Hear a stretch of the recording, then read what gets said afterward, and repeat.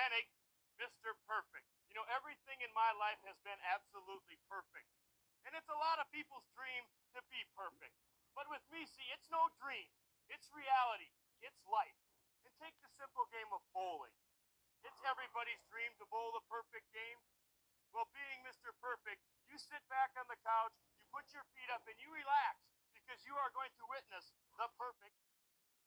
Hey, Curt Hennig fans. Hello, and welcome to another episode of Nobody Beats Curt Hennig. Nobody. Episode 95. I wasn't really sure if I wanted to go into the future, maybe show some TNA stuff, or if I wanted to go back when he first started in Portland. I decided on Portland. But we have a lot to show, a lot to preview here. So let's get right to it. I'd like to show... now this would have already been passed, so I would like to show highlights from his match at Night of Champions, the great Karrion Kross. And guys, when I say Karrion has really showed me something, he's like the old school wrestler, you know.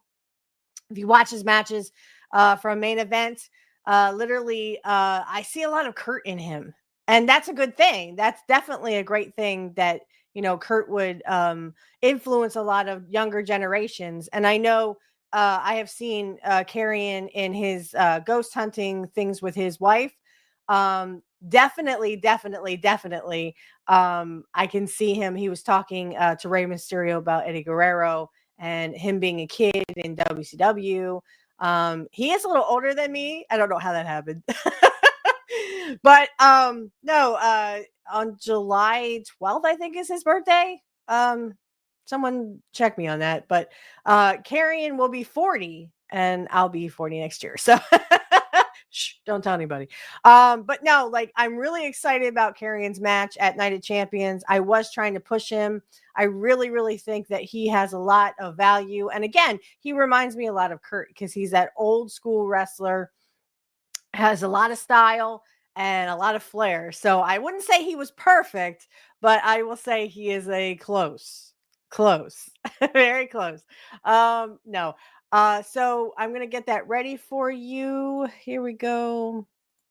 We're just going to watch his, it's a promo that he did in Saudi Arabia. So let's get that going for you. All right, here we go. What do we have here?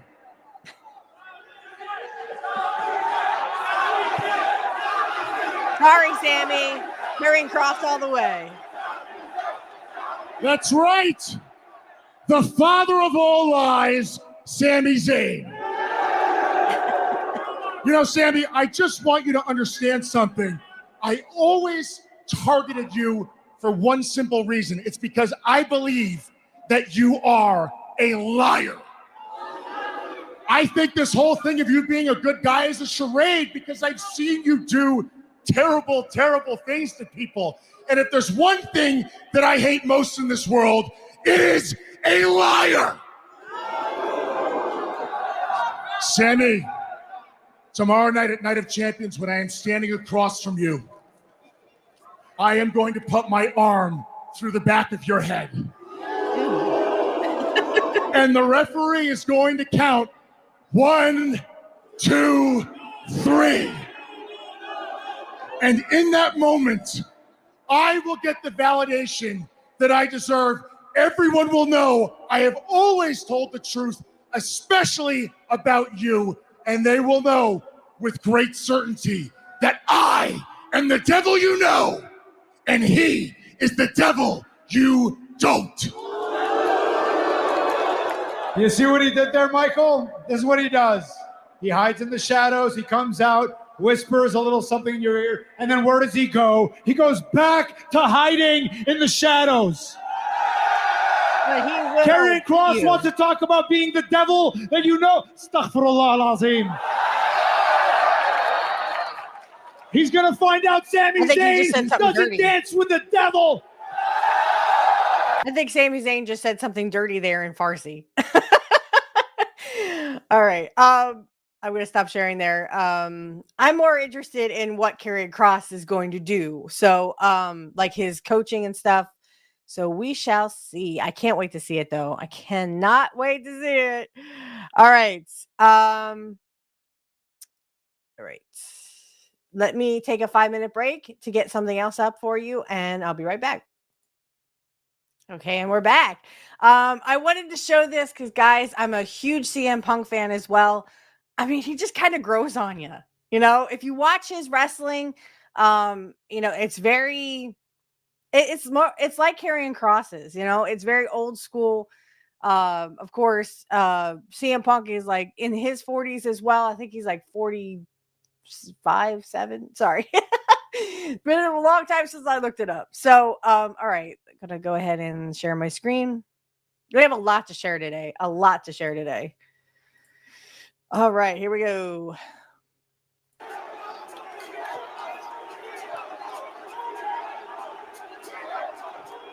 Saudi Arabia, shukran. Woo. So, ladies and gentlemen, CM Punk. I would like to start things off on a personal note and just say that I'm sad going into tomorrow. I've had the opportunity to be a soundtrack for this rivalry with you and John, and I'm going to miss it, but I know you guys are going to tear the house down tomorrow at Night of Champions.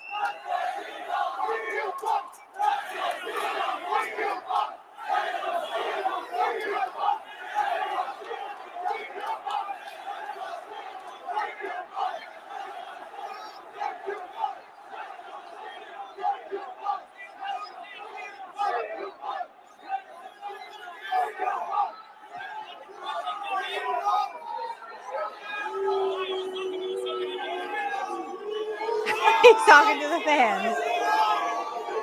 This guy wants me to apologize for a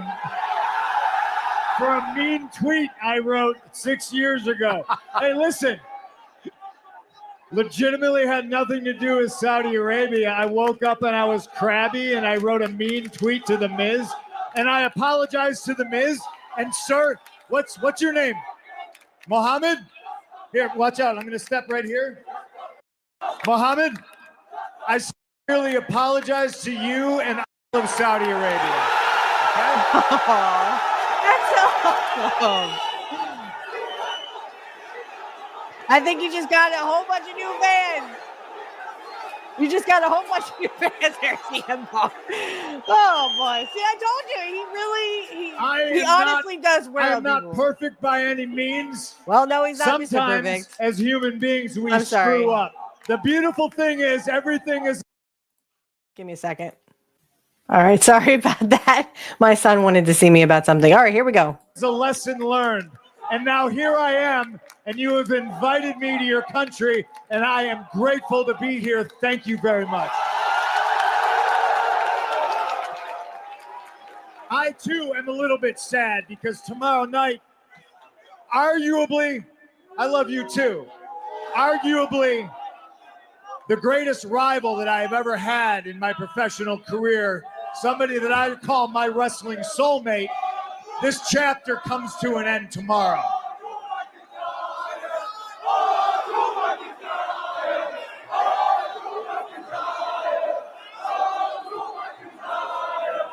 So, ladies and gentlemen, talking about the main event tomorrow night, there's a lot of interesting numbers coming into this event.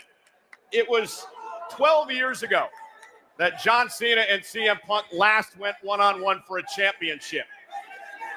It was 13 years ago when CM Punk won his last championship in WWE by beating John Cena. And in their career, in one-on-one matchups, each man has 6 wins, 6 losses, and 1 draw. So it comes down to this tomorrow night. So much has been made about this whole yin and yang thing. Well, I really don't know what to say. On television, I've beaten John 6 times. He's beaten me 6 times. This is the first time I will wrestle in Saudi Arabia. That's a big deal. That is a big deal.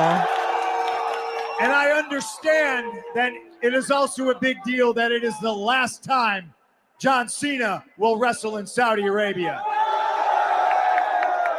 And I hear you. I hear you, Saudi Arabia. Some people cheer for me, some people boo.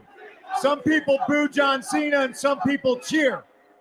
I understand. We both don't care as long as you're as passionate as you are right now and as you're as loud as you are right now. What you give to me, I give back to you tenfold. That's a promise. It's weird because everything's come full circle in the last 12 years, and that's not lost on you.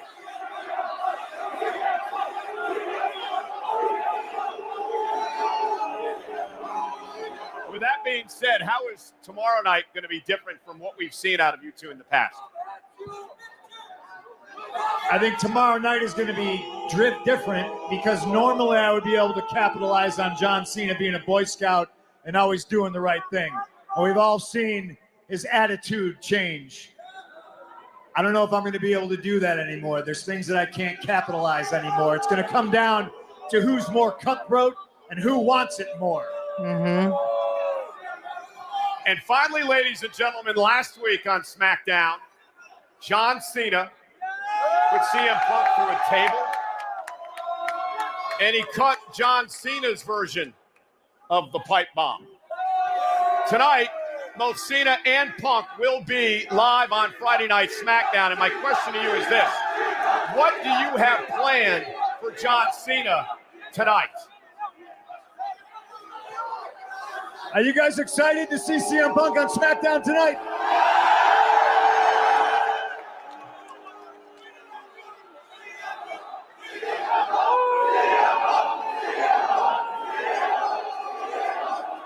I think that's a definite yes. You love me is partly because I've always been unpredictable, and I think a lot of people assume that I'm going to come out tonight and I'm going to do my best to top the pipe bomb. Wow. I'm here to tell you, when you're ready to see me zig, I'm going to zag. Tonight is going to be a lot of fun. It's going to be completely unexpected, but I think you're going to like what I have in store for all of you. Ladies and gentlemen, CM Punk. CM Punk. All right. Wow. I can't tell you how awesome this is going to be. I'm so excited for him as well as Karrion Kross. Karrion Kross, finally, we get Karrion Kross on a pay-per-view. This is great, guys. I can't tell you how great this is. All right. I wanted to share something. Now, this will be in the way into the future, so you guys will see this and know about this. I had not heard this. I had not seen this, not even on X. So not really sure where this came from. It is Jim Cornette talking about, there was rumors about Hogan was on his deathbed or something. I'm not sure. Like I said, I heard nothing about this, so I have no idea. So here we go.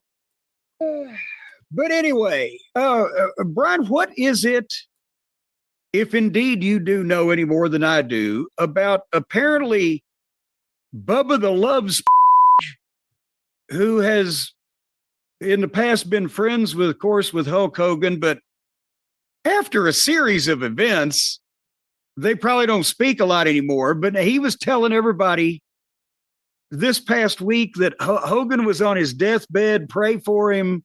The time has come. Uncle Bean is near death, and we're all going to get an orange grove in California. The one that got my attention was, saying that Hulk Hogan was about to die. And I was like, whoa, that came out of nowhere. And then a couple other people said, Well, actually, I mean, he's 70-something years old. So, I mean, we could hear that any day. It's not like it's, oh, my God, he's in the prime of life, but still. Every Monday he screams at me to buy his beer while a falcon or something flies by. So we didn't hear anything about that. And, as I start looking into what's going on, then I see that the source is Bubba the Love Sponge, former best friend of Hulk Hogan. They had a bit of a falling out when Bubba was taping Hulk Hogan secretly have sex with his wife. The sex wasn't secret. The taping was. I was about to say, now you worded that in a somewhat unwieldy fashion, because he was secretly taping him publicly fucking her. Well, it wasn't actually. That's not because it wasn't public. It was in their head, but it was public knowledge. Well, it wasn't public knowledge. It was knowledge in the house. And that's weird. But it was secretly taped. It was only supposed to be a house show. There was never supposed to be a recording of this. That's why Hogan didn't put on his best performance. That's right. Free use fornication of some sort there. But Bubba the Love Sponge apparently went on his show this past week and said that he had a source. Let me see if there's an original article here. I have the TMZ article saying it's not happening. But well, yes, the denials came soon after, but people were somewhat up in arms at the time, thinking he had gotten some type of tropical malaria or something and was literally hooked up to machinery. Apparently, Bubba said, allegedly, Hogan is in the hospital, and I heard people say he may not make it. The source was pretty darn reliable, in his own words. However, Hulk Hogan's people spoke to TMZ. I have an article here. Hulk Hogan deathbed rumors bogus, brother. At hospital for neck and back issues. Hulk Hogan is not on his last legs. TMZ Sports is told the WWE legend was hospitalized to address lingering neck and back issues this week, but he is by no means on his deathbed. The speculation started when local radio guy Bubba the Love Sponge went on Wait air. a minute, hold on. Is he still on the radio? And it says local. I guess that means he's still on in Hogan's backyard. That's how they became friends. He was in Florida originally, but I didn't think he was still on anything at this point. Hadn't he suffered like homelessness and loss of teeth and all that other stuff? Or is that somebody else I'm thinking of? I'm not sure. He went on the air and stated he heard the wrestling icon was in bad shape to the point where his loved ones were getting called in to say their goodbyes. Well, it wouldn't take long, and you'd only need a couple of dimes. He said that his source was rock solid, but things could have changed since his last. Wait a minute. I thought he was pretty reliable at the start of the thing. He's gone from pretty reliable to rock solid. Rock solid. A rep for Hogan tells us the 71-year-old isn't close to death. He's just dealing with more of the same ailments he's had for years. In fact, we're told Hogan's back to moving around again. Of course, we previously reported. Hold on. They're trying to perk people up with the fucking health update that's positive that he can move again. He turned over today. My God, it's a miracle. How is that? I don't know. Of course. How's that positive, brother? TMZ previously reported Hogan underwent a neck surgery just last month in the middle of all of his negative publicity. But by all accounts, it was a big success. Hogan has had countless procedures done to try and fix what his body went through in the ring during his legendary run. But he has been able to tough it out. And, this comes on the heels of the last TMZ story about Hogan trying to buy Hooters with his Real American beer. But apparently Hulk Hogan not on his deathbed. He'll be around for people to boo for many years to come. And apparently Bubba still employed somewhere.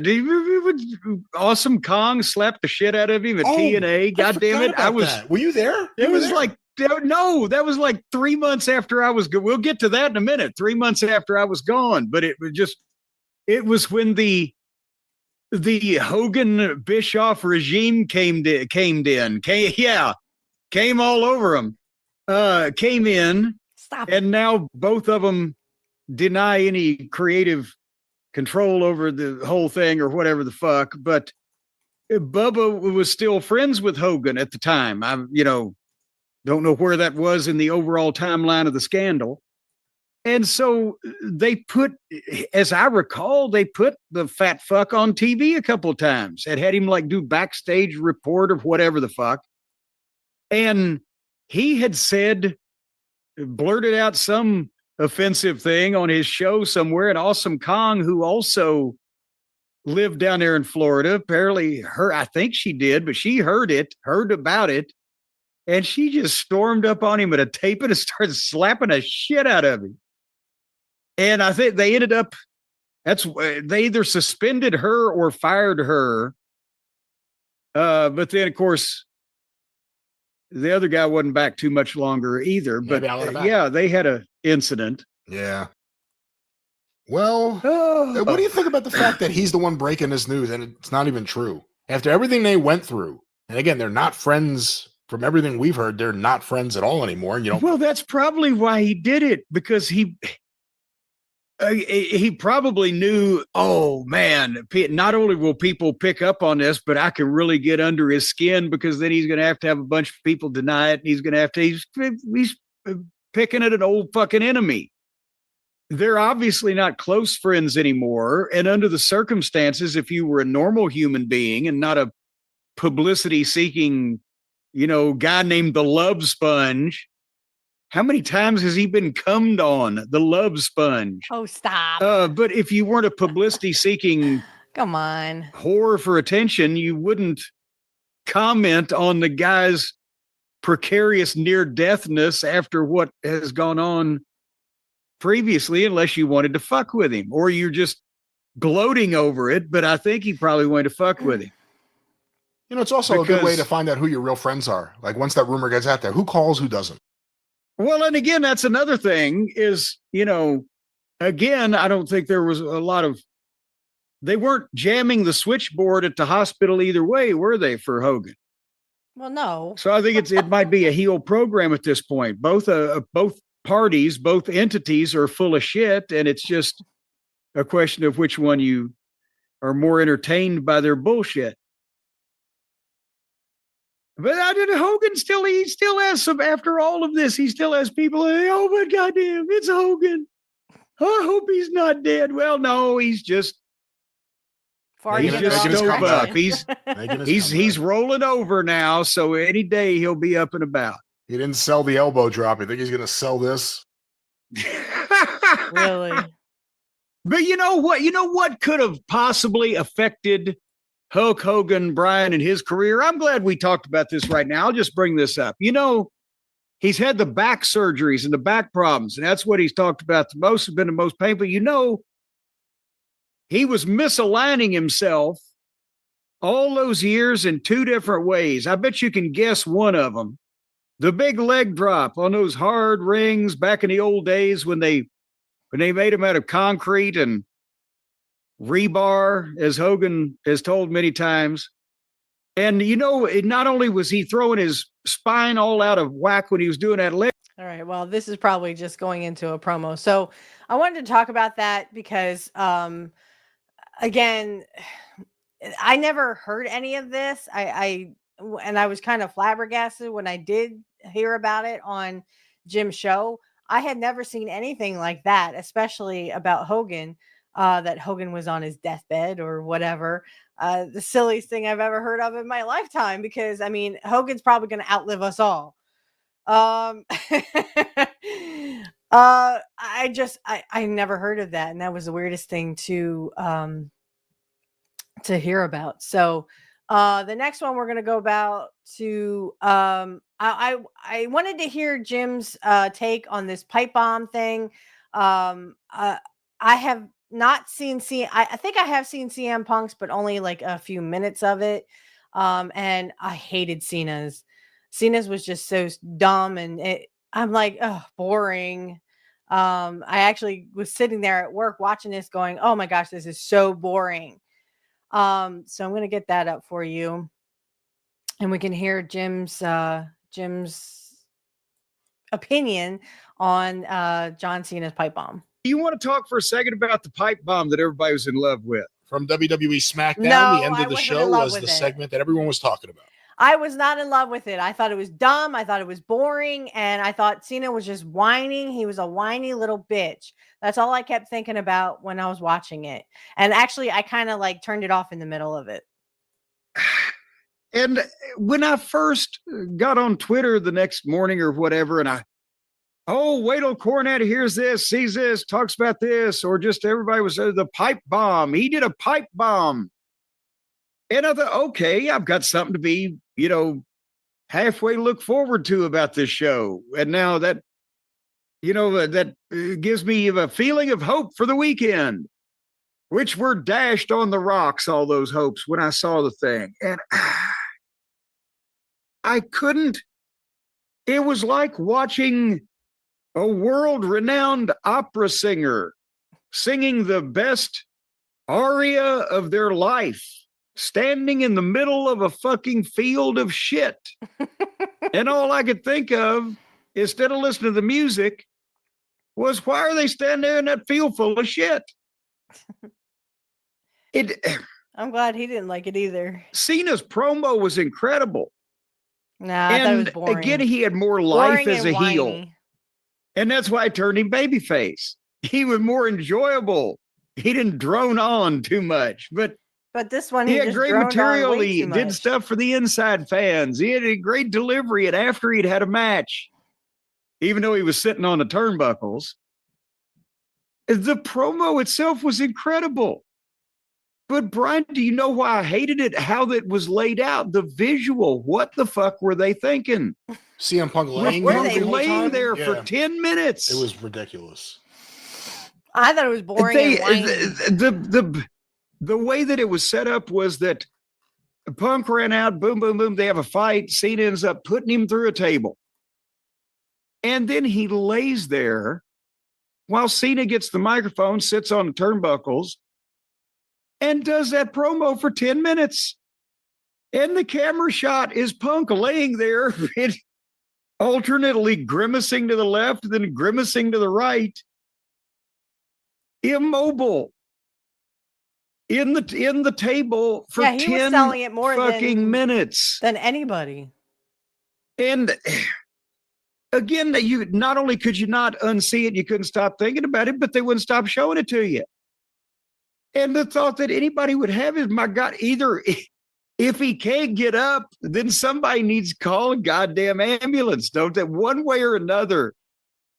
If a guy's been thrown through a piece of furniture and he's laying there and he's not moving, somebody's got to check on him. You can't just talk for 10 minutes.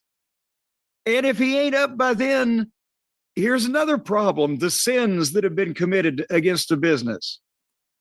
People see children, child-sized adults, thrown through tables every week on every show and get up to win the fucking match. Mm-hmm. Here is one of the 5 biggest stars in the biggest wrestling promotion in the world. He goes through a table and he lays there for 10 minutes. Right. That was so stupid. And this is the guy that's challenging for the fucking title at the big show. Right. I don't know whose stupid idea that was or how they talked Punk into it. Of all, could they have put some propofol in his fucking water tank? You don't think it was his idea? No. I don't think so. What? I don't think so. I don't know what, but I don't know how that got past more than one person. Because all they had to do, he puts him through the table, boom. He's not getting up. Everybody runs to check on him. They carry him out. Cena gets the microphone. I've got something to say to him. Well, if I can't say it to him, I'll say it to him on tape. And he can watch it when he wakes up and do the same goddamn promo. It created an interesting dynamic, almost like the person in a coma, like in the hospital room while people are having a conversation about them and they can't move. Punk's laying there, and it was so long that even if you thought like he may have been hurt, after a while you're like, he's just laying there. That's the only thought you can have.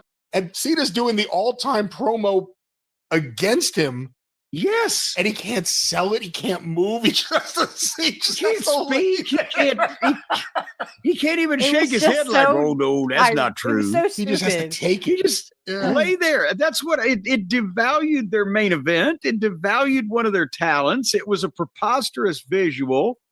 Yeah, it literally made no sense. And I'm just like, I felt bad for CM Punk because, I mean, Cena had to kind of do the same thing with him, but then I wasn't watching back then. And I think, I mean, Punk's made more sense when he did his pipe bomb.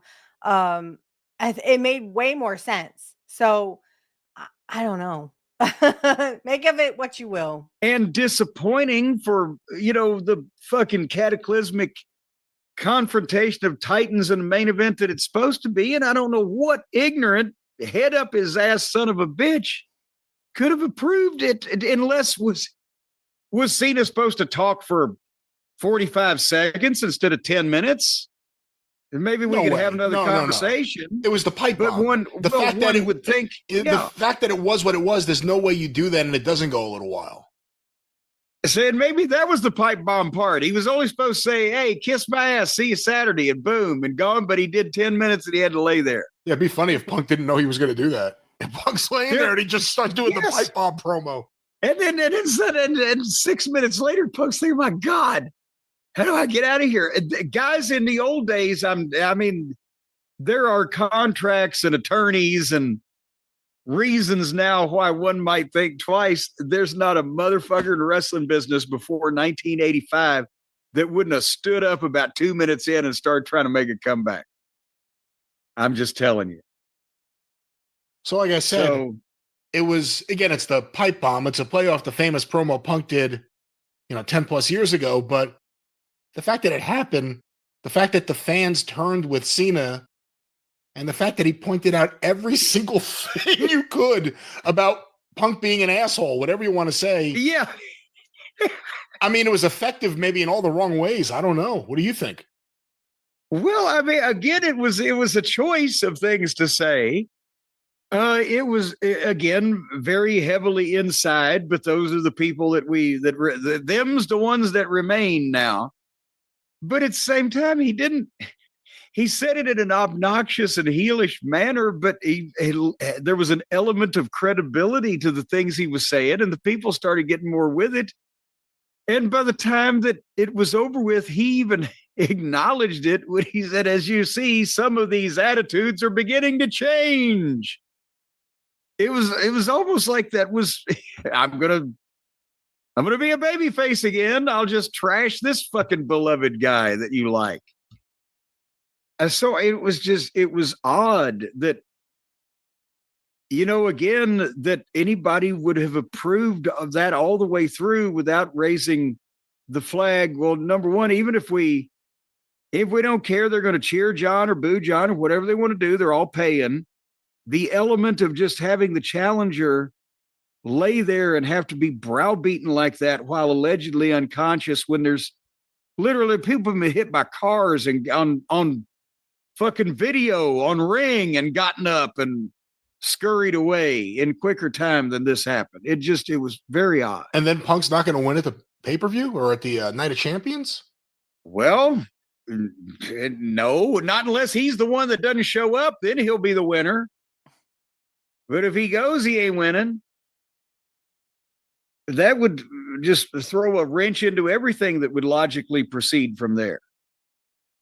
So you didn't like it, but it wasn't because, or it was only partly because of what Cena was saying. It was more because of the presentation and the way it wasn't even. Again, I thought it was a brilliant piece of cunning linguistism, the verbal masterpiece. Even if it did get to people to cheer him, he's a fucking superstar, blah, blah, blah. And Punk can handle himself verbally, so I wasn't upset about that. The promo was fantastic, and he had more oomph than he has since he's become a heel. It was just the ridiculous visual of Punk. It made Punk look bad. It made the angle look bad. It distracted from Cena's promo, because the more you're thinking he's got to get up sooner or later, because it was so preposterously long. So I thought it devalued one of the guys in the match. It devalued the match, and it looked stupid on television. Really rotten. Yeah. If they'd had Punk out of there, go to it. Eat him up. But they're probably really happy with the reaction off television. Everyone on social media, the clip going around, how many people viewed it. I mean, that's really what you want if you're WWE right now. I didn't even want to see it a second time, so I didn't view it. But there it is. I wonder how happy Punk was when he watched it back. He's like, "Oh, there, I twitched my left eye." When I brought up that someone should hold up The Office this week, I meant him. I meant him. Yeah, exactly. But that was SmackDown. And Jim, any Okay. So we can stop sharing there. I just wanted to, get that opinion because, I mean, to be honest, guys, I watched it the first time. Excuse me, because I watch highlights of SmackDown. I do not watch SmackDown live. Excuse me. And I really wasn't impressed. I was like, ugh, shut up, Cena. That's all I kept saying. Like, in between, I was just like, oh, I'm turning this off. I can't stand it. It's too much of like just Cena being a whiny little bitch. And I can't stand it. I mean, it may have been a great promo, whatever. I don't care. It was boring. It didn't fit, what they were doing. And it was kind of like a slap in the face to CM Punk. So, all right. So we're going to share the screen.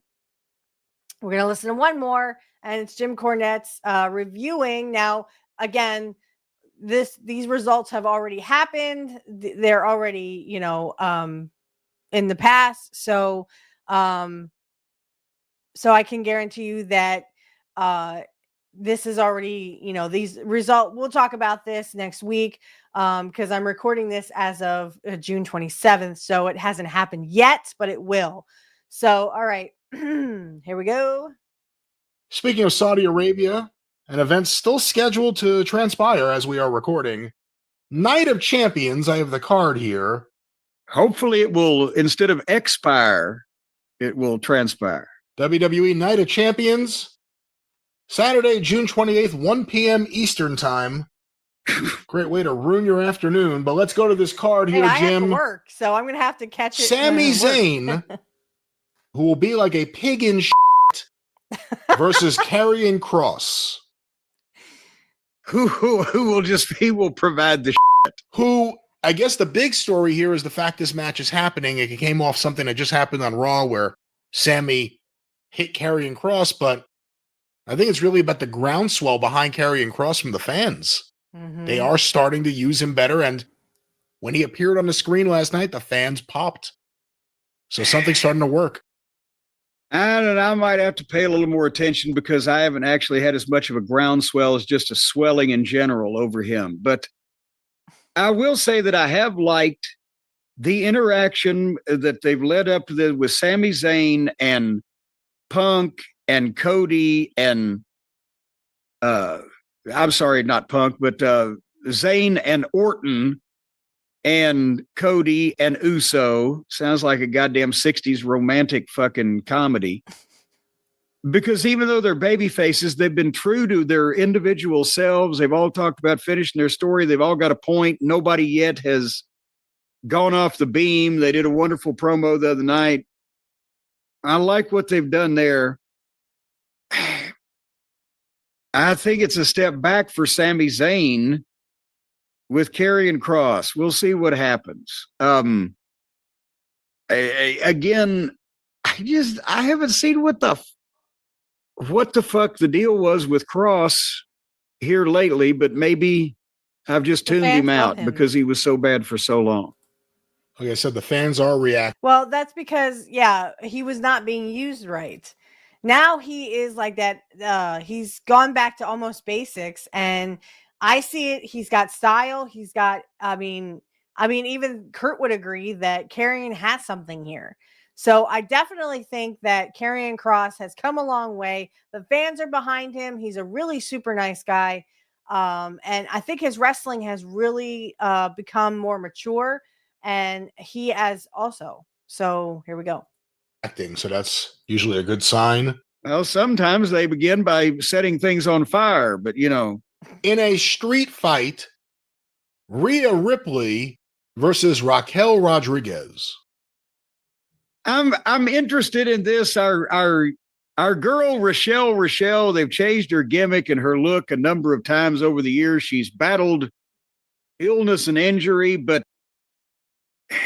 Rhea is a tremendous worker. We've said that enough times that I'm sure it's registered on everybody. I think Rhea's great.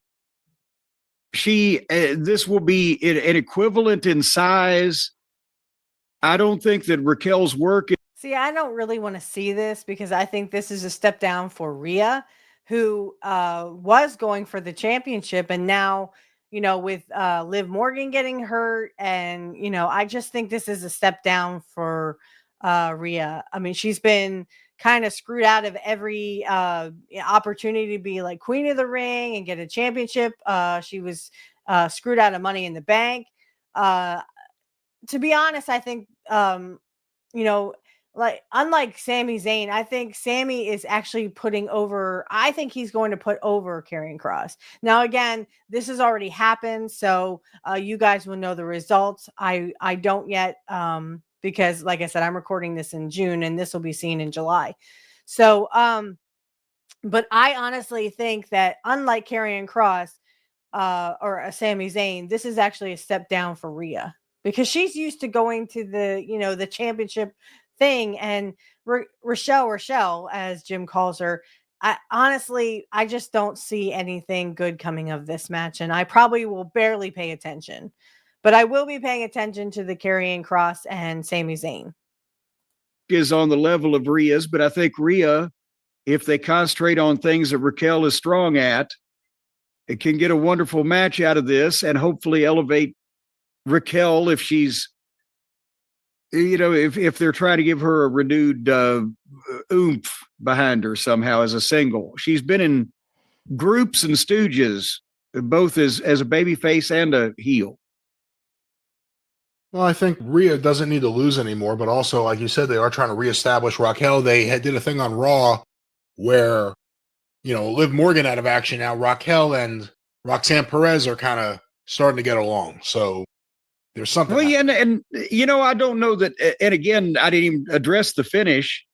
Under normal circumstances, I would not want Rhea to lose to Raquel. But if they're going to give Raquel a push, and this is a start of something that will continue with Rhea, then I think she might have to win one to get some credibility. But let's see where they're going. For the United States Championship, the champion Jacob Fatu versus Solo Sikoa. Come on, Jacob.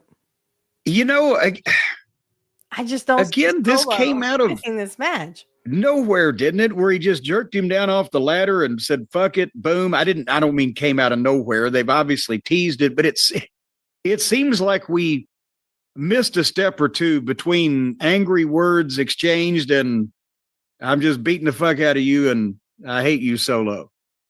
This has to be Jacob winning. I'm just trying to figure out any other way they might, and with JC Mateo around, he might interfere, but I don't think Hikuleo. Jacob needs to say again. Hikuleo. They just trademarked, what is it, Tala Tonga? Oh, I forgot. I thought that was a 60s Hawaiian beach party comedy. Hikuleo. I think Jacob needs to get a win, then they get some heat afterwards if they're going to continue the thing. But then again, it just, Jacob seems like on a different level than the other guys.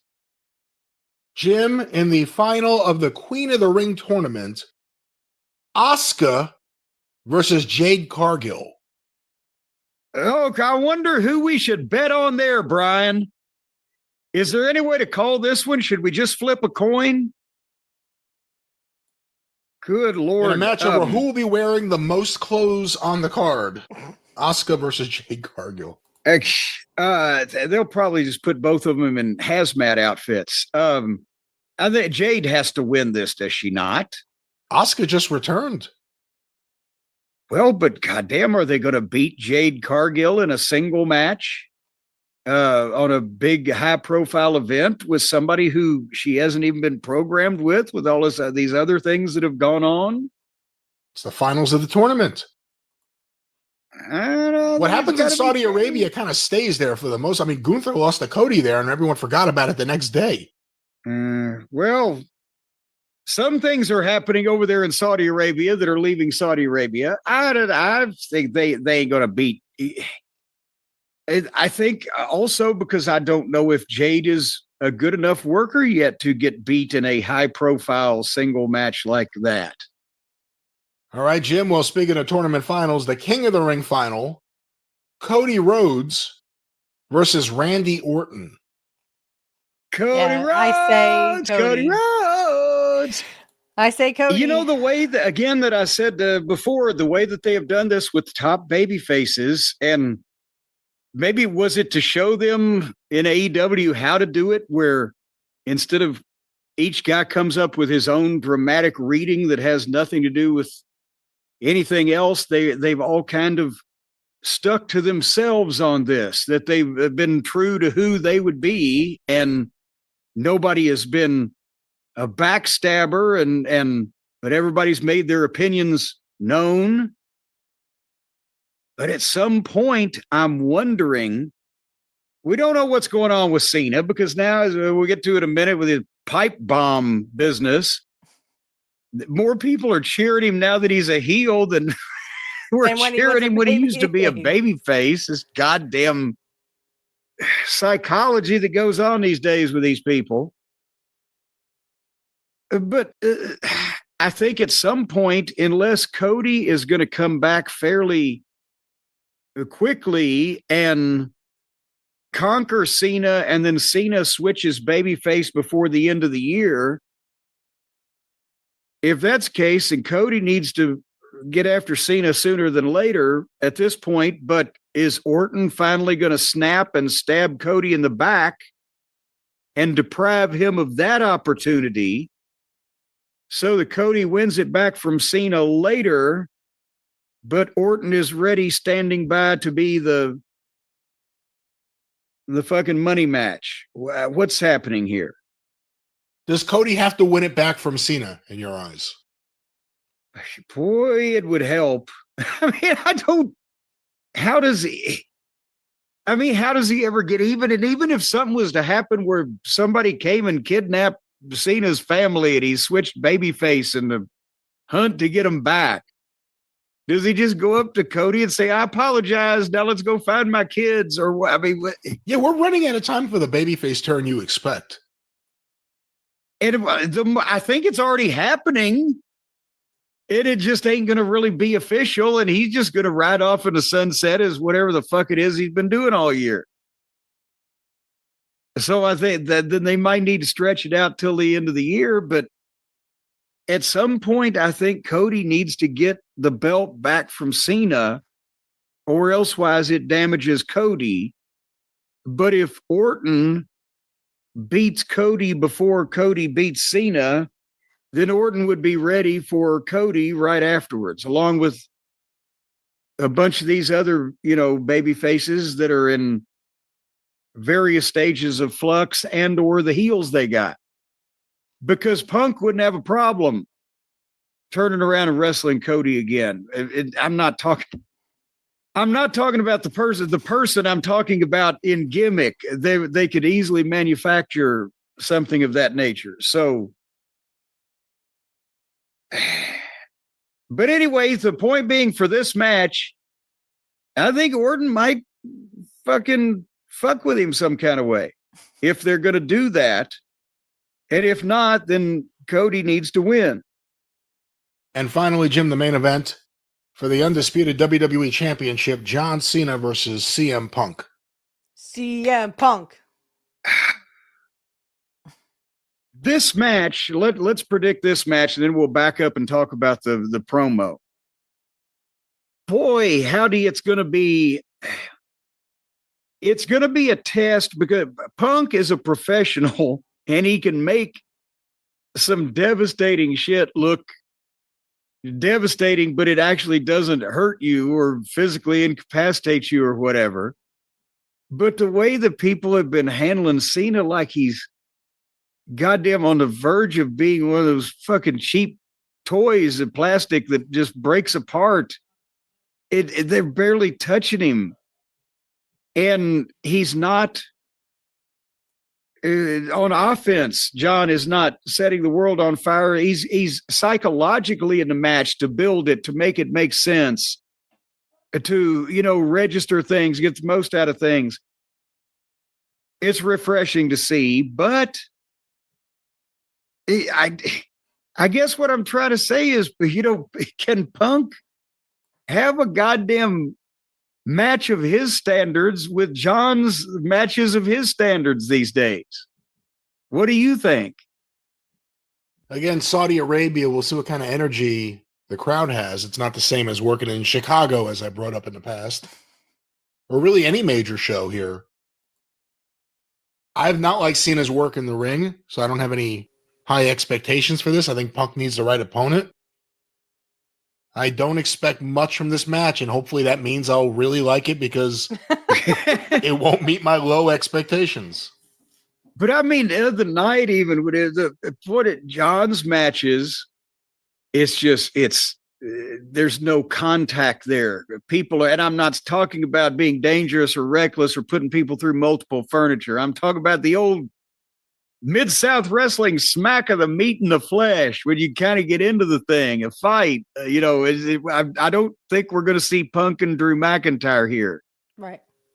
Obviously, if Punk wins the belt, that would screw up a lot of shit. So I don't think that's going to happen. What would it screw up? And, like you said, depending on, the atmosphere in Saudi Arabia, because Cena is a huge star and has been for so long, maybe they're going to be pro him and Punk can heel and have some fun. Or not with CM Punk. Maybe they're just going to kind of be blasé because it ain't Chicago and the matches. I think we just saw the fact that CM Punk actually apologized for a tweet that he had sent to The Miz like 6 years ago. So I'm going to stop sharing there. Only because we're on a little bit of a time crunch and I'm going to get ready for our main event. So I'll take a 5-minute break and be right back with you. All right, guys. And we're back. So we're going to watch several things here. So it's Curt and this one is Curt and Billy Jack Haynes versus the Convict and Hassan, or the Sheik as they called him, the Sheik Ali Hassan. Now, I know we had just gone over their Iranian death match, which was kind of ironic and really cool. But we're actually going to watch not only this one, but we're going to watch Curt's match with the Convict by himself. Because I think these two matches are, oh my gosh, are they phenomenal. Curt is phenomenal in Portland. Okay, even though, he was still kind of new to the business, I think that his wrestling, even in Portland, was absolutely perfect. I mean, eventually he would become Mr. Perfect, but I think Portland really gave him that outlet of learning what he needed to learn. Okay, so here we go. You see that ring move, Dutch? Woo! And sorry, but that's the loudest I can get it. There's an ear knocker. Look at the big man. He's out on his feet. Timber. There's a time for pin. 1, 2. Uses those rubber gloves to get off of it. Got out of it. Oh, he put a knee up into Curt Hennig. That had to hurt. There's a reverse backslide. Hennig's trying for a backslide on the big man. Come on, Curt. Curt's fighting him, trying to backslide him. Like a big man he's trying to bring over his shoulders. 280 pounds of him. Look at this. The big man's taking him back the other way. He may reverse this on Hennig. No. He's trying. Curt's fighting back. Oh, the adrenaline's flowing. He's got him. The Sheik came in there. Close, but no cigar. Sheik saved the day for his team. Flying mare. Boy, Hennig had him. Big man comes across the back of Hennig's neck with his full body weight. Now, what's he doing? He's going up on the second. He's going up on the top rope. Look at this. Oh, he rolls over on top of the big man. 3. He got it. Hennig wins. He got him. Oh, this place is going crazy. Billy Jack is confronting. The momentum carried him over. Sandy Barr is trying to break him up. Hold it. That's what's going on out there. That guy's got a strap around his throat. What has he got wrapped around his throat? He's got a belt. Somebody threw a belt up there. No, he's got it. Oh, this is the ooh. Oh, come on. He's running over with a belt. Where did he get that belt from? I don't know where that came from.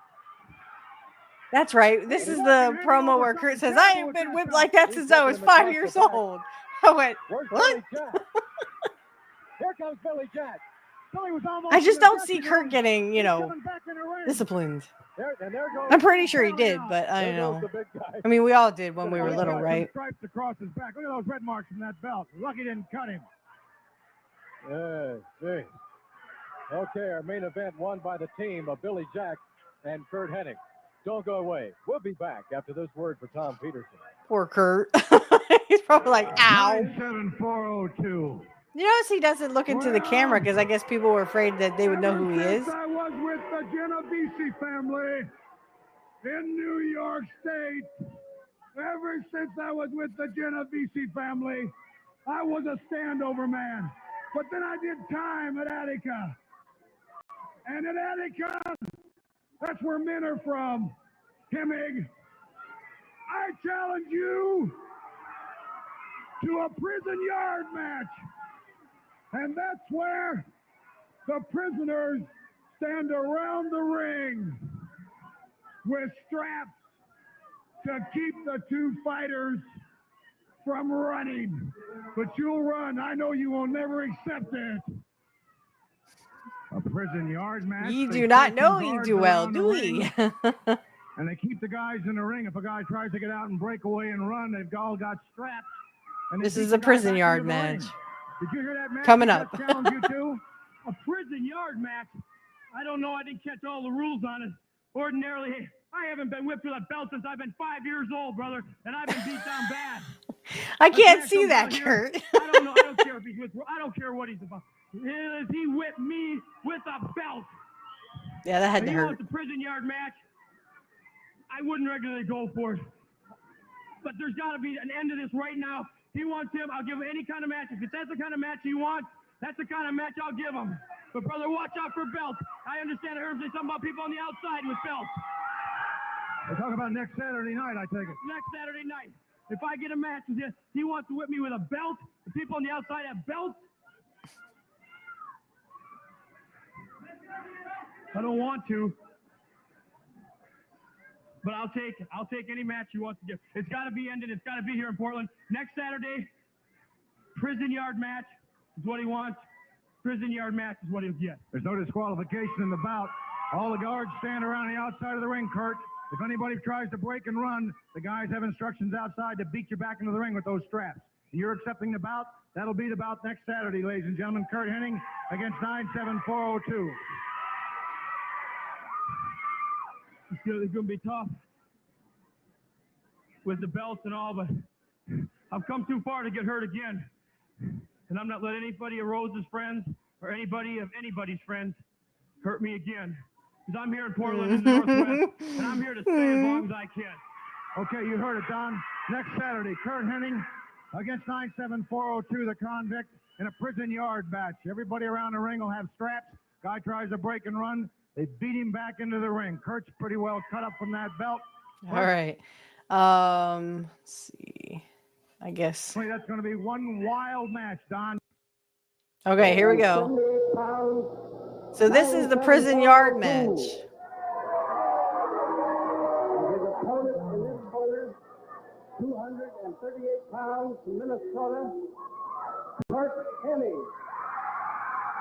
And I think Stan Stasiak. I think Stan Stasiak is the ref. Anything goes in this bout, and if the guy tries to get out of the ring, you see the guys around the ring, they all have belts or straps in their hands. The guy gets out of the ring, they whop him with those straps until they get back into the ring. There's no running away. There has to be a winner in this bout. The Convict, that's what I call him. 97402 is what Don called him. Asked for this bout, Hennig accepted. First time Hennig's ever done anything like this. Here we go. Bell ring. We're underway. Main event. Look who's alongside the ring there. We've got the Assassin. We've got Tia. He's out there. Brian Adidas. Al Madrill. And they've all got those belts. Watch where you're kicking. Right now, backed up in that kneeing. All right, Curt Hennig's giving away some 45 pounds of this man. Curt weighs in about 238, 239. There's a 280-pounder reverses on Curt. Curt goes to the top rope and over the body flip. Oh. Look at that. Caught him in midair. Caught him. That's 200, almost 40 pounds. Oh. My word, he dropped down. I've never seen anything like that. Yes. And Hennig came off of those ropes. He was flying. And that big man just caught him. Now he's going to kick him a little bit. Kick him right out of the ring. Uh-oh, and here comes the assassin. Oh, got him right in the leg. No, they're not going to be outside the ring very long. He got him along the side of the leg, and his right leg, just between the shoe and the knee pad. Oh, man. He see what he did? Yeah, put his foot right up there, and he shoved his head right into the foot. That guy's big. Hey, look at that. Oh, that ring moved. About broke his back on that one. He's working. He's pummeling that back area with a kick to the rib. Look how red Hennig's back is now. I don't think I want to see it. Thanks. That's solid alligator, my friend. There's Curt coming back with a double right hand to the midsection of the big man. There's a big knee by the 280-pounder. Yeah, he's raking across the face, too, with those rubber gloves. Well, I hope this Curt knows what he's doing. This is a convict type of match. There's a knee right in the small of the back. Uh-oh. Look out, he's coming down on, he's going to come down on Hennig. Oh, he did. The Jackson's out there wetting that belt that he has. You ever get hit with a wet leather thong? Oh. No, I don't imagine you have. Bull Raymond used to lay it to me, an 8-foot strap. Almost a half-inch thick when he used to have the Apache strap match. He used to just kick the blood out of me. I'd have marks all over me for a month after that. There's a bear hug by the big man. They could just tuning in late, folks. Convict asked for this match. It's a prison yard match. Let's go, Curt. Let's go, Curt. Let's go, Curt. They get belted. That's a prison yard match. That Convict is just really bearing down on that bear hug on Curt Hennig. Hennig's trying to figure out some way to get out of that thing. But boy, I tell you, as powerful as that big man is, that has really got to hurt. Oh, look at that. He just... You can imagine what that 9-7 is doing right there. He's so powerful. He's so powerful. That may be his... Look at Curt's head, deep red. All of his adrenaline's going now. All of his adrenaline. Left him alongside of his ears, giving a slight bit of a concussion there when that happens to you. It just whops the ears. Have anybody whop you alongside the head in the ear? Not in a long time.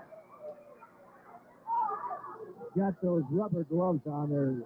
I don't know whether they're legal or what. There's nothing in the rule books about them. And he can grab you a lot better. This is a hard one to watch, especially if you're a Mr. Perfect fan or a Curt Hennig fan. Is this a shoulder breaker he's going to try for? No! Body slam. That's a shoulder Not the back, not the back. Put 280 pounds in you down the mat. First lecture on the rope. Oh, he's got his foot out over the rope.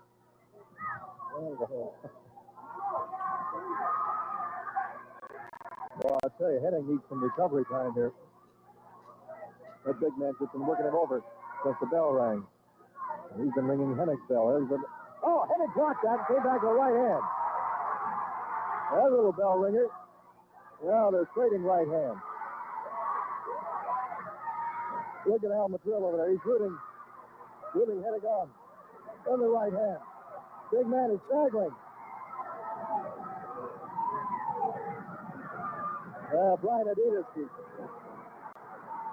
There's a shoulder block by Curt. That stays with his college football days. He just knocked a 280. Yeah, Curt was in football. Really dropped one in on him. Hard right hand by Hennig. Right over the top. Big man in trouble, done. Oh, knee in the midsection by the big man. Now 9-7's going to Well, he's going to go for it. Oh, what is that? That's a backbreaker. They call an Atlas backbreaker. One of the hardest holes in the world to get out of, unless you can backflip out of that or get hung up in the ropes any way, shape, or form. Well, he's got his feet on the ropes now. Okay, backflip out of it. Double suplex. He's got the big One, man down. He's two, got both shoulders. 3. Yes. Woohoo! Curt Hennig taking the first fall. That big guy doesn't believe that. Oh, what? Sore loser. Oh. Yeah, somebody just threw something up. That's all. Yeah, it is a tomato. Get that hole and extricate that man to threw that tomato in the ring. I tell you, I think that big guy just did some damage to Curt Hennig. And he brought him down right on his head, on his neck. I don't think 9-7 realized that he'd been counted out, Jack. This guy is he's vicious.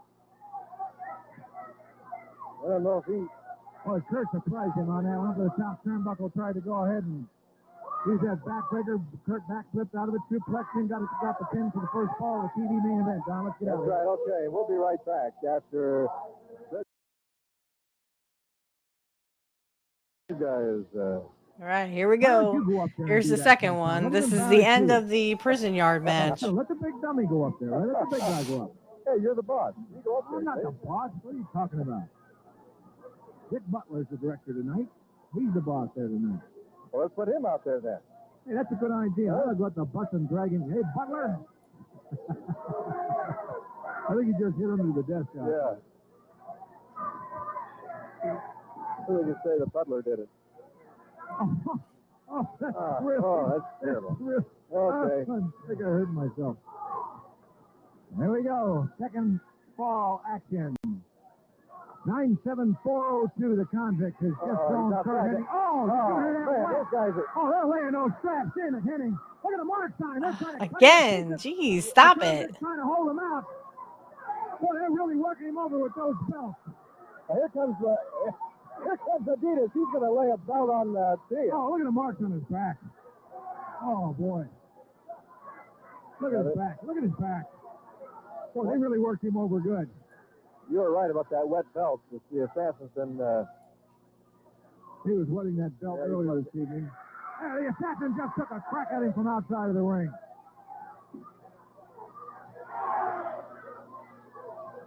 Well, I don't know. Hennig has really taken a tremendous amount of punishment since this fight started. He's even got some marks on his legs where he took some of that crap. Anything goes in this bout, ladies and gentlemen. There's no disqualifications for any reason. It just goes. These guys on the outside are stationed out there. They all have leather straps for belts. Man gets thrown out, they whip him right back into the ring. That's to keep him in the ring. There's got to be a winner tonight. There has to be a decision. No way a man can escape unless he wants to get beat to death by these guys with a belt. There's a try for a double-leg Boston Crab. He's going to try to step across Hennig's body now. Curt's fighting. He's got that arm in there, stiffened out, trying to block it. Curt's trying to... He's blocking. He's got that arm stiffened out. Yeah. At 280 pounds, though, it's really working, taking its toll. He steps over. This bout may be even. There, Boston Crab. He's got it over. All of his weight on Hennig's back. Oh, that's 280 pounds. Oh, tremendous pressure right at the base of your backbone, right at the base of your spine. That's a submission hold right there.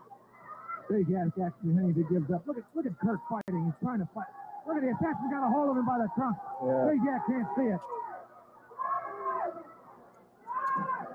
Boy, he's got those legs hooked in there really good, right into the armpit. No place you can go. Look at Hennig. He's got him by both sides of the tight count. And yet Hennig keeps fighting back. He's doing one of those super push-ups under there. I don't know what's keeping him from just throwing in the towel. Did he do it? I don't know. Did he just let go? No, he just let go. Yeah. He's going to try to permanently cripple his kid. Come on, Curt. Oh, this is a hard one to watch. Because I'm old enough to be his dad. His dad and I started in the business about the same time. Father Larry the Axe Hennig. Now the convict does get taken Hennig out came back with of a the ring. tremendous He will right hand. eventually get taken out of the ring Right here. off of the rope. And he will get his comeuppance. It didn't do much, though. Still rake across the face by 9-7. Now what's he going to do? Oh, he's going to tie him up. He's going to tie his leg up over the... He'll tie his other leg up over the middle rope. And go to work on his back again. Anything goes in this thing. He's really punishing that back area. Whoa, whoa. Tremendous pain. Look at agony on his face. Tremendous pain. His back is all Lights red. all over him from the where the thongs have been hitting. There's a try for a backbreaker up high in the shoulder area. Now he's going to stretch him out. Stasiak's going to put a count on him.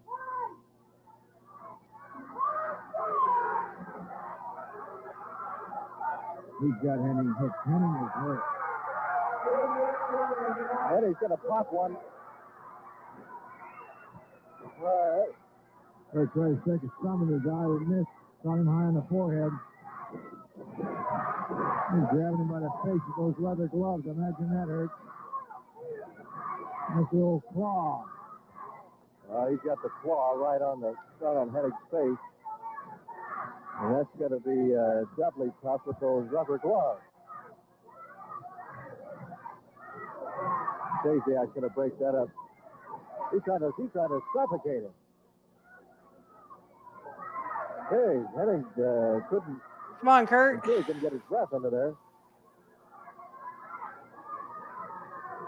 This big guy moves so slow that he's just so methodical in every move that he makes. Oh. And everyone's a strong one like that. Curt went over too far on that back body drop. He didn't get his feet under him. He hit right on the base of his Oh, bear hug. posterior. Right on that tailbone. Even with all this punishment that Hennig is taken, he's still... First thing you No. Don't lose your presence of mind. Even if you're being tossed around blindly, you can't see where you're going. Try to find your place. Yeah, come on, Curt. Oh, jeez. Come on, Curt. I mean, this is a really hard one to watch, really. Full force to just knock the wind out of you. Well, Hennig certainly kept his poise and presence of mind in that first fall because he won it. After taking that vicious beating, he won the first fall. Now he's rolling the big man over. Still, tough right hand right to the jaw. Come on, Curt, get him. The ring's acting like a cheerleader over there. Oh, yeah. Well, Let him go. Brian Adidas been doing the same thing over here. The initials on Al's shirt out there, TCB, taking care of business in the drill. Curt Hennig has finally got up on top of the convict. Yeah, Convict is managing to roll him back. Come on, Curt. He's dealing with. Oh, yeah, and the convict's got that bear hug applied to him. Now he's rolling Hennig over. Come on, Curt. There's the This one looks like count. it hurts. Well, I'll tell you, these wrestlers are pumped. This entire crowd is pumped. This place is going in a frenzy after that first fall.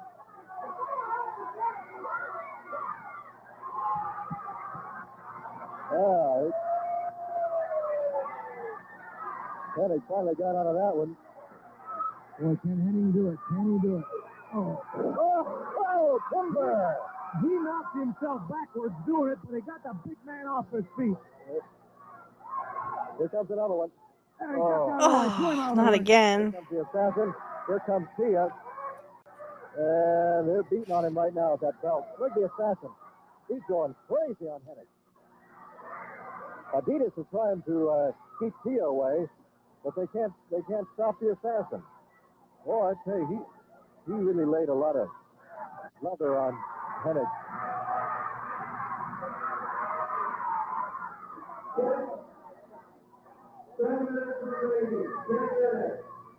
Now what's he going to do? Well, the rules clearly state that all offside. four guards. Hennig got to go back Look outside. at this! Hennig's got the big man in the head scissors facing it. Get him. Now beat the crap out of him, guys. And look at the baby faces. Oh, there's a unloading on that big guy. He's trying to get back into the ring all the way. Woo! Even What goes around comes around, right? That's what you call karma, baby. Whoa! Oh, he flew away, did he? Now, Hennig's on a roll. There's a right hand. Here comes another one. Let's keep that guy up. Hennig's trying to... Oh, he just got raked across the face with a rubber glove. I'm not sure. Let's go, Curt. Let's go, Curt. He's wearing that suit, so you know that those belts aren't going to hit that raw skin like they hit on Curt. Well, that's okay. Still, I'm sure it still hurts. Curt Hennig, ladies and gentlemen, just picked up 280 Now the audio is a little off, so I do apologize that you may hear it before you see it. So remember, this is the 80s, like 83, I think. Well, the big man is taking a little punishment as Hennig unloads on him a little bit. There's another right hand. I'll tell you, that would knock most men right flat on their back. Oh, he's Hennig out, and here comes the assassin beating on him. He is beating on him. Kurt's back is raw. Look at the stripes all over him. Look at the stripes on his back. There's a suplex into the ring by the big man. He's trying. Curt Hennig, small package, the Convict. 1, 2. Oh, this thing is just about over, Judge. Oh, he's still my heart. There's a knee. Here comes a body slam. Now he's going to go up on the rope. He's going to go up on the top rope. Here he comes. Move, Curt. Well, the knees, that's fine. Come on, Curt. Kurt's going up to the top rope. If he drop kicks, look at this. Oh, he got it. Woo!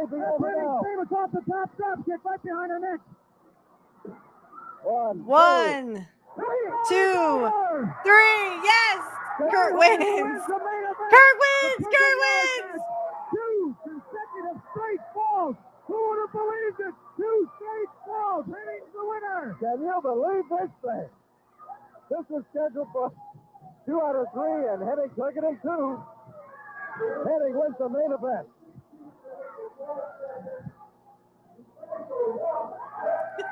The kids are touching. So much for Buddy Rose's theory of sending a hitman in here to take care of Curt. That's right. Stood up for himself. This young man is made in this business, and the sky's the limit. Oh, the fans love Curt. Aw. I think Security guard's like, hey, no touching. No touching. Oh, this is going to be one of the biggest victories. Kurt's like, I don't care. Curt Hennig, winner. Whoa. Tonight, over. All right. So that is our show for the day. I hope you enjoyed that. Again, the audio was a little off, but again, it was 83. So what do you expect, right?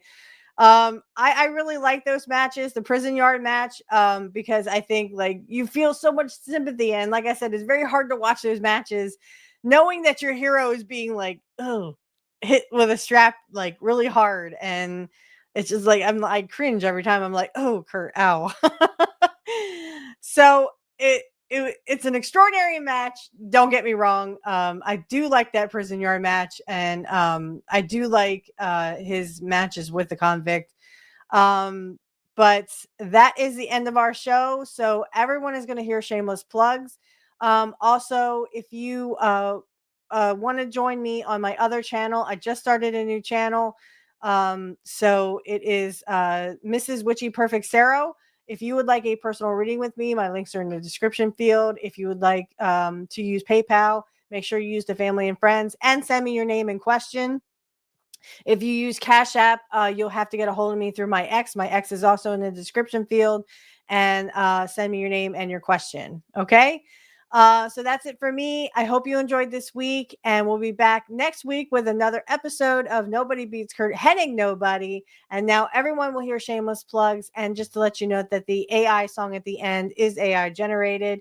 It's just an outro song. So I hope everyone has a great week, and we will see you back here next week. And remember, everyone, nobody beats Mr. Perfect. Nobody. Bye, guys. Hey, Curt Hennig fans, hello and welcome to the Shameless Plugs. I wanted to do an updated version because I no longer have Patreon. I don't know if anyone has seen and down in the description field. The first shameless plug I would like to do is for my Cash App and my PayPal account. If you can donate, please, please, please donate today. I actually had one donation, but that was more for my birthday. So anyway, if you can donate, please see the links in the description field for my PayPal and my Cash App. I'd like to start off by saying also, and I will say this at the end, I have an AI outro that is AI generated. I actually made a country song dedicated to Curt. I made several. Just in case there also maybe in the future or right now is going to be an AI intro. So I just want to let you know that the intro also could be AI, and this is for Amazon. Excuse me. This is for YouTube only. YouTube only. So the first shameless plug I would like to do is Kit Cabello. He is one of my great, great friends. Excuse me. I love him to death. And what a great man, great guy, all around great friend as well.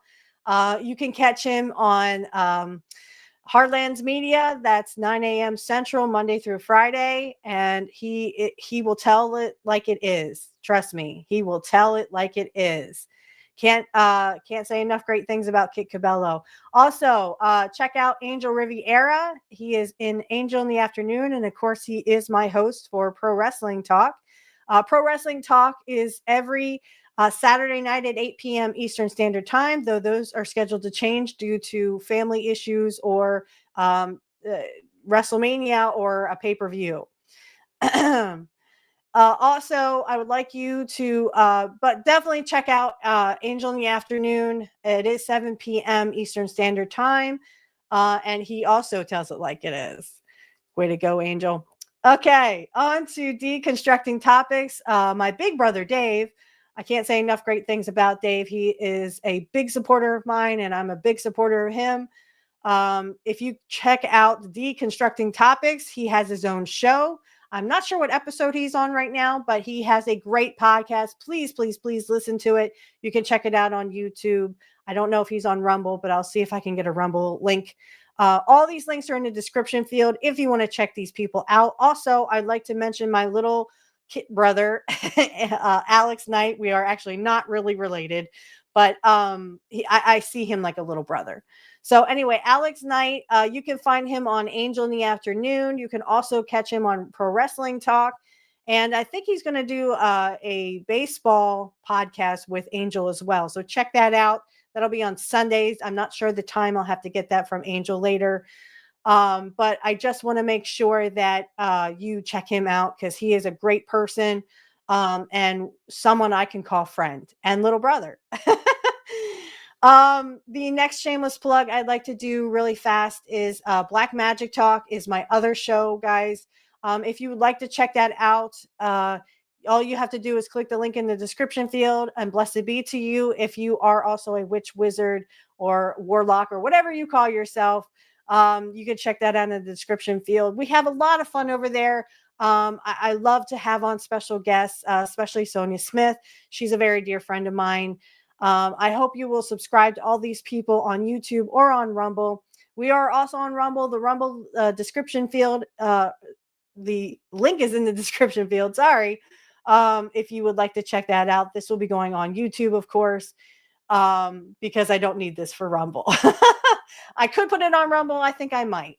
So if you are on Rumble watching this and you would like to see the YouTube version of this, it's mostly audio that you will see, except for this part, right?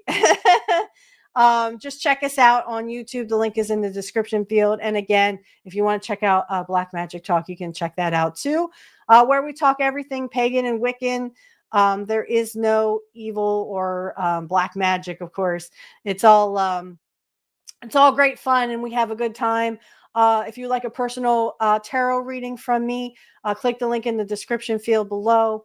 I can get you my, my pricing and stuff. If you would like to be a guest on the Black Magic Talk, or if you'd like to be on Pro Wrestling Talk, you can DM me. on X. My X is in the description field for both Black Magic Talk and for Curt Hennig podcast. Go ahead and hit those in the description field and DM me, and feel free to ask if you'd like to be a guest. If there's anything else, concerns, or if you would like to just give feedback, you can always DM us on X and so on. Again, just want to mention my Cash App and my PayPal account are in the description field. If you can give to the show, great. If not, please enjoy the show. That's what we are mainly here for, just for your entertainment purposes only. And again, I will reiterate that the AI outro song is AI generated. That is for everyone, for Rumble and for YouTube. Also, there could be an AI intro song. Just want to let you know that if there's ever an intro song, it is AI generated on YouTube. I created a couple of songs here and there, a couple of country songs I think that Curt would like. So I hope you check those out. And remember, everyone, nobody beats Mr. Perfect or Curt Hennig. Nobody.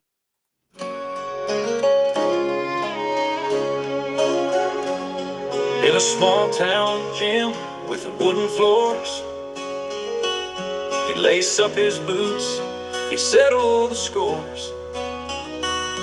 With a suplex or a lariat, he'd stand tall. Curt Hennig, the hero we all recall.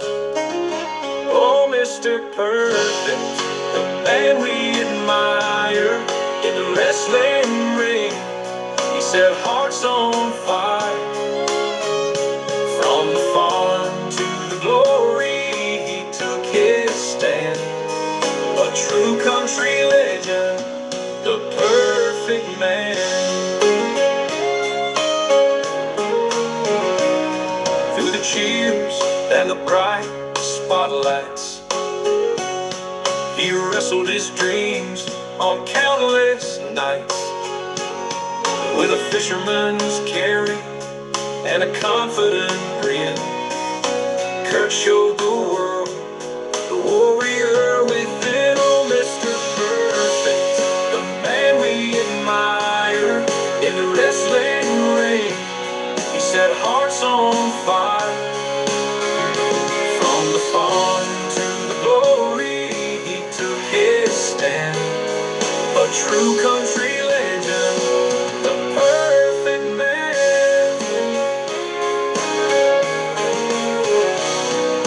Humming the ballads of a heart so strong, where the echoes of victory always belong. He taught us that life is a fighter's game. Curt Hennig, forever framed in fame. In the hours of wrestling, his name remains. Curt Hennig, who broke through the chains. From Minnesota's fields to the wrestling halls, the perfect man who answered the calls. Oh, Mr. Perfect, the man we admire in the wrestling ring. He set hearts on fire. From the farm to the glory, he took his stand. A true country legend,